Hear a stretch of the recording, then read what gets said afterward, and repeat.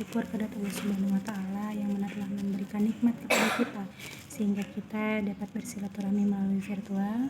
Dan kawan-kawan yang melihat video presentasi ini dalam keadaan sehat walafiat, amin. Shalawat berserta salam semoga terlimpahkan kepada junjungan kita yakni Habibana wa Nabiyana Kanjeng Nabi Muhammad SAW. Yang terhormat dosen pengampu mata kuliah Ekonomi Makro Islam 2, izinkan kami dalam kesempatan kali ini mempresentasikan materi tentang peran pemerintah dan ekonomi global, yang mana dalam presentasi kita kali ini akan disampaikan oleh beberapa narasumber ataupun beberapa penyampai materi. Yang pertama ada Sinta Nualia sebagai pemateri 1, lalu ada Fauzia selaku pemateri 2, lalu ada Asri Febriani selaku pemateri 3, dan ada Novi selaku pemateri terakhir. Nah, di sini kita lakukan bersama-sama penjelasan materi dari para narasumber. Kepada narasumber pertama, saya persilakan. Assalamualaikum warahmatullahi wabarakatuh. Saya Sinta Nualia. Di sini saya akan memaparkan materi yang pertama, yaitu peran pemerintah. Peran pemerintah dalam ekonomi makro memiliki porsi yang relatif besar. Lemahnya sisi permintaan dan penawaran agregat menyebabkan perekonomian sedang berkembang seolah-olah berada dalam lingkaran permasalahan tanpa ujung pangkal. Oleh karena itu, campur tangan pemerintah, baik melalui kebijakan ekonomi maupun non-ekonomi, sangat diperlukan untuk memutuskan rantai permasalahan tersebut. Kebijakan moneter, kebijakan fiskal, dan kebijakan ekonomi internasional atau ekonomi terbuka secara teoritis dapat digunakan pemerintah untuk memperbaiki kondisi perekonomian tersebut. Ada pula fungsi pemerintah di bidang ekonomi, dibagi menjadi 3. Yang pertama, fungsi stabilitas, yang kedua, fungsi alokasi, dan yang ketiga yaitu fungsi distribusi. Fungsi stabilitas yaitu fungsi pemerintah dalam menciptakan kestabilan ekonomi. Yang kedua yaitu fungsi alokasi. Fungsi alokasi yaitu fungsi pemerintah sebagai penyedia barang dan jasa publik. Yang terakhir yaitu fungsi distribusi. Fungsi distribusi yaitu fungsi pemerintah dalam pemerataan atau distribusi pendapatan masyarakat. Distribusi pendapatan masyarakat. Ada pula intervensi pemerintah. Intervensi pemerintah dibagi menjadi 2. Ada intervensi secara langsung dan intervensi secara tidak langsung. Intervensi secara langsung ada 2, yaitu ada penetapan harga minimum dan penetapan harga maksimum. Yang selanjutnya yaitu intervensi secara tidak langsung, sama juga dibagi menjadi 2. Yang pertama penetapan pajak dan yang kedua yaitu pemberian subsidi. Ada pula masalah yang dihadapi pemerintah di bidang ekonomi dibagi menjadi 4. Yang pertama, masalah kemiskinan. Yang kedua, masalah kesenjangan. Yang ketiga, pengangguran yang semakin meningkat. Dan yang keempat, yaitu inflasi. Cukup sekian pemaparan dari saya. Bila taufiq wal hidayah. Wassalamualaikum warahmatullahi wabarakatuh. Assalamualaikum warahmatullahi wabarakatuh. Nama saya Puja Nur Salama. Saya akan melanjutkan materi tentang masalah yang dihadapi di bidang ekonomi. Di negara-negara berkembang terdapat 3 masalah besar pembangunan ekonomi. Ketiga masalah tersebut berkaitan dengan kemiskinan, kesenjangan ekonomi, dan pengangguran yang terus meningkat. Permasalahan ekonomi makro Indonesia dalam membangun negara sebenarnya tidak hanya sebatas itu. Ada inflasi yang tidak terkendali, ketergantungan terhadap impor, dan utang luar negeri merupakan masalah pemerintah dalam bidang ekonomi makro. Untuk mengatasi masalah-masalah di bidang ekonomi, pemerintah menggunakan kebijakan-kebijakan tertentu. Secara garis besar terdapat 3 kebijakan pemerintah dalam bidang ekonomi makro. Kebijakan tersebut adalah kebijakan fiskal, kebijakan moneter, dan kebijakan ekonomi internasional. Kebijakan fiskal. Kebijakan fiskal berhubungan erat dengan kegiatan pemerintah sebagai pelaku sektor publik.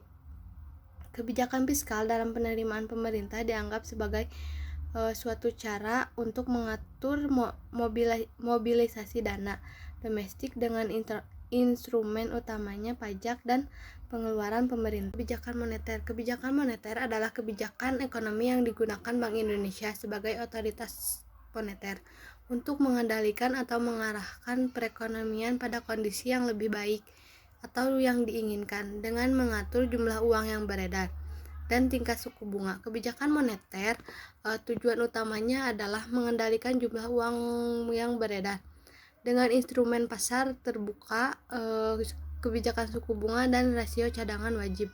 Assalamualaikum warahmatullahi wabarakatuh. Di sini saya akan menjelaskan tentang kebijakan ekonomi internasional. Umumnya, negara sedang berkembang lebih memilih kebijakan ekonomi terbuka, yaitu melakukan hubungan ekonomi dengan luar negeri. Kebijakan ini akan membuka akses pasar ekspor bagi produk-produk mereka, sekaligus membuka sumber pengadaan barang, modal, dan bahan baku industri dari negara-negara lain. Secara teoretis, jika pengalamannya baik dan transparan, kebijakan ekonomi terbuka dapat mempercepat pembangunan ekonomi.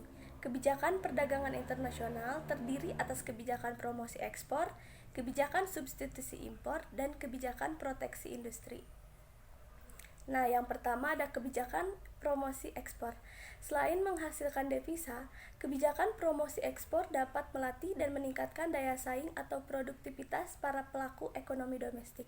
Umumnya, negara sedang berkembang mengekspor hasil-hasil sektor primer atau hasil-hasil industri yang telah ditinggalkan negara-negara yang lebih maju.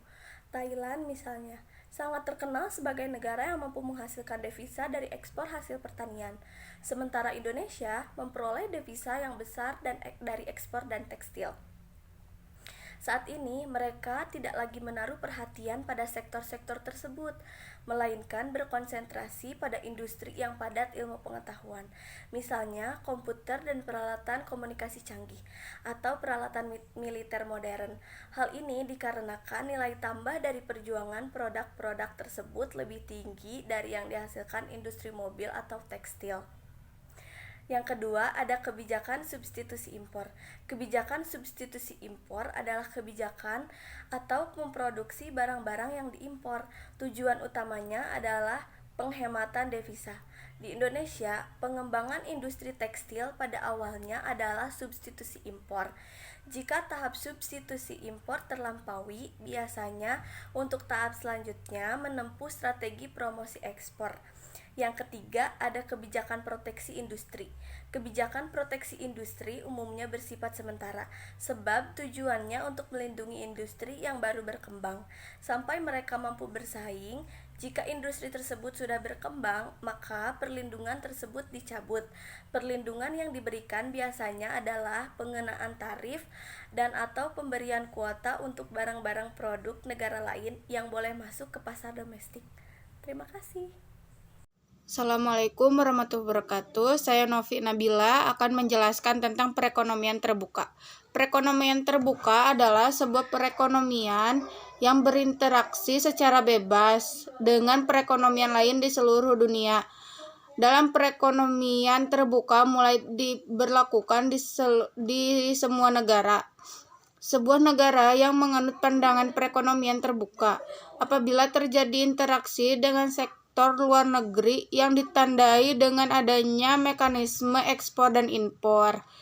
Dapat disimpulkan bahwa dalam perekonomian terbuka, pengeluaran agregat meliputi 5 jenis pengeluaran, yaitu pengeluaran konsumsi rumah tangga ke atas barang-barang yang dihasilkan dalam negeri atau CDN. Investasi perusahaan untuk menambah kapasitas sektor perusahaan menghasilkan barang dan pengeluaran pemerintah ke atas barang dan jasa yang diperoleh di dalam negeri. Ekspor yang pembelian negara lain ke atas barang pembuatan perusahaan-perusahaan di dalam negeri. Barang impor yaitu barang yang dibeli dari luar negeri. Barang impor yaitu barang yang dibeli dari luar negeri. Dengan demikian komponen pengeluaran agregat dalam perekonomian terbuka adalah pengeluaran rumah tangga ke atas barang buatan dalam negeri, investasi, pengeluaran pemerintah, pengeluaran ke atas barang buatan dalam negeri atau ekspor. Terima kasih. Saya ucapkan terima kasih kepada seluruh pemateri yang sudah menyampaikan materinya dalam kegiatan presentasi kita kali ini dengan tema peran pemerintah dan ekonomi makro.